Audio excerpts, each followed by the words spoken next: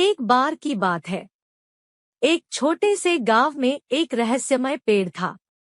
यह पेड़ किसी भी व्यक्ति के इच्छाओं को पूरा करने की शक्ति रखता था। गांव में रहने वाले लोग इस पेड़ के बारे में बहुत सुना करते थे, लेकिन कोई भी इसे खोजने की कोशिश नहीं करता था। एक दिन गांव का एक नौजवान रामनाथ ने इस पेड़ की खोज शुरू की। रामनाथ को पेड़ के पास पहुंचते ही उसने देखा कि पेड़ के नीचे एक पुराना और बड़ा खजाना है। खजाने के सामने पहुंचकर रामनाथ ने एक चाबी को खोलकर देखा।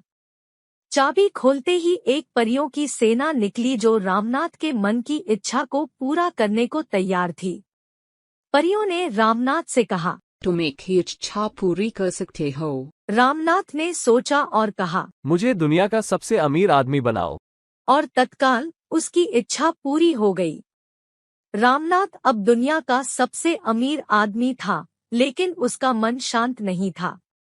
वह अकेला महलों में बैठकर खुश नहीं था, क्योंकि उसे समझ नहीं आ रहा था कि अब वह क्या करे। रामनाथ ने पुनः परियों को बुलाया और कहा, मुझे एक ऐसी शक्ति दो जो मुझे समय और समय की महत्ता सिखाए।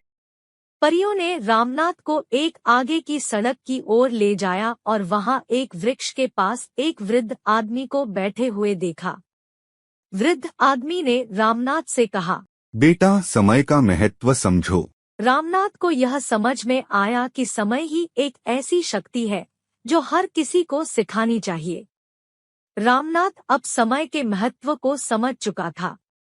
वह वापस गांव लौटा और अपने समय को और अपनी इच्छाओं को पूरा करने में लगा। रामनाथ ने अपनी समय का सही इस्तेमाल करके गांव के लोगों की मदद की और उन्हें खुश रखा।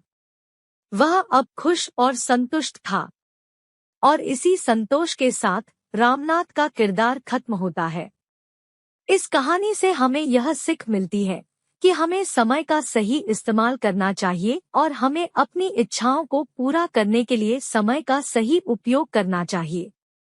समय का महत्व समझने वाले ही सच्चे सफल और संतुष्ट इंसान होते हैं।